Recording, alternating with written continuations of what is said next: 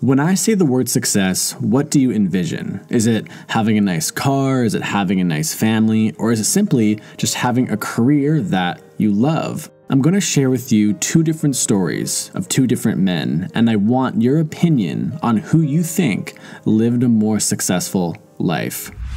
This is Ben, and Ben had a really rough childhood. He grew up very poor. His parents were not exactly very loving. Instead of helping him with his homework or making him dinner or taking any interest in him at all, they would go to the local bar and drink. And this was really difficult for Ben to deal with. He would often sit alone in his room and he would ask himself, why don't they want to spend time with me? What did I do wrong? Could I be better?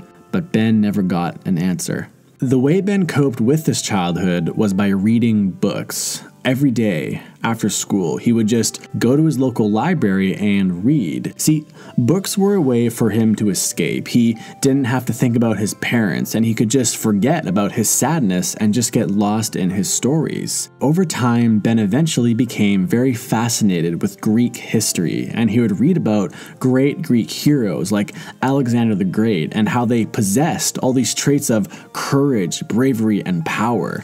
And sometimes he would even imagine himself being this rich Greek conqueror where he had the freedom and power to do whatever he wanted, and he could help as many people as he wanted. It was through reading these books when Ben decided that he wanted a better life for himself. He wanted to become a modern-day conqueror.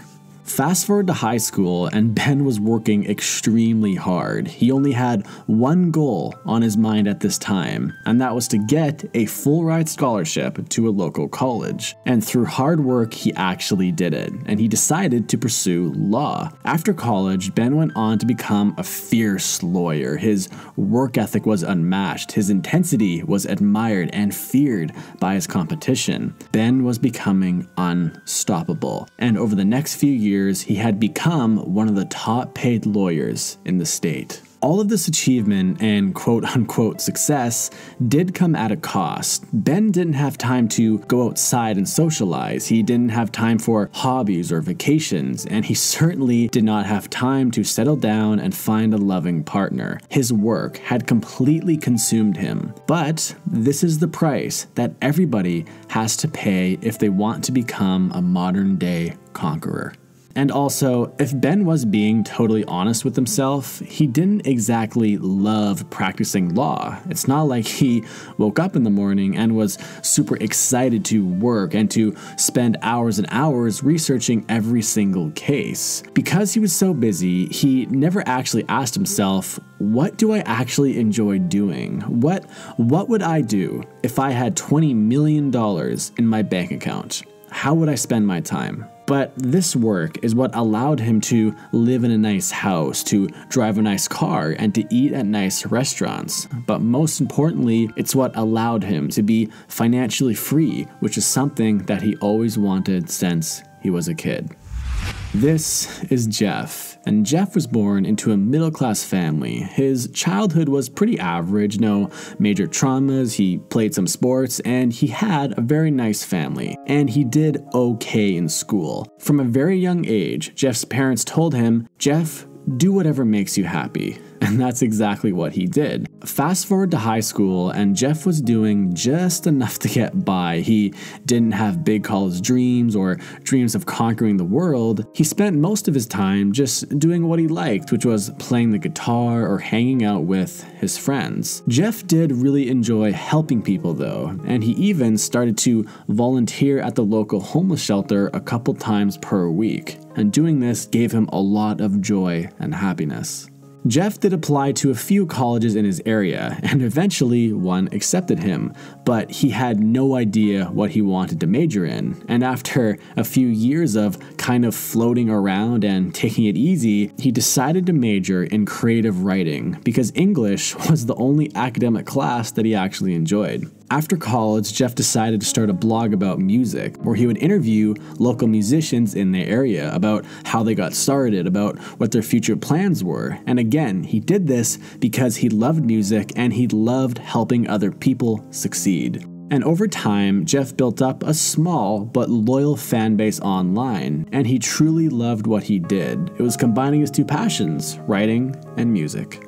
However, this job did not exactly pay that well. He wasn't driving around in nice cars or going to nice restaurants, and he could only afford a very basic apartment. He was making just enough money to get by, while saving only a little bit every single month. What Jeff did have was time. He had time to make friends, he had time to go out and make great memories with these friends, and he even had time to meet a great girlfriend. Jeff was the type of guy who didn't take life too seriously.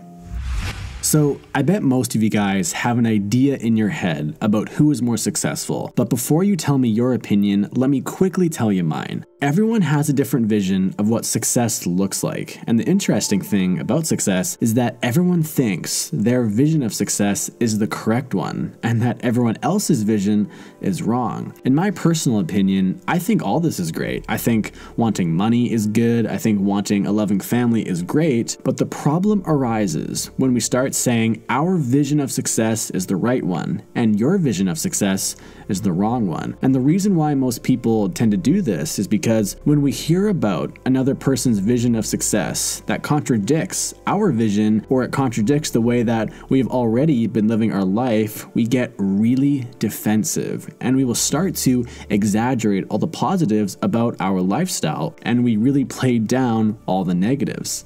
If your parents spent their whole lives focusing on stability and money, they are way more likely to tell you that that's the proper way to live life, and they will highlight all the positives. Similar to how if your parents focused on fun and joy, they are much more likely to encourage you to do that. The main point here is that the only person who knows what a successful life looks like for you is you. You can and should listen to other people's perspectives, but just remember, part of the reason why they're telling you about how good their lifestyle is because it makes them feel good about their own life choices. Never ever let someone else tell you how you should live your life, because it's not their life, it's your life. So, coming back to Ben versus Jeff, I don't know who lived the more successful life. You could make great, logical, rational, amazing arguments for both sides. The only people who know for certain if they are successful is Ben and Jeff. And the only way they can figure this out, and the only way that all of us can figure this out, is to become self-aware and understand what success really means to us.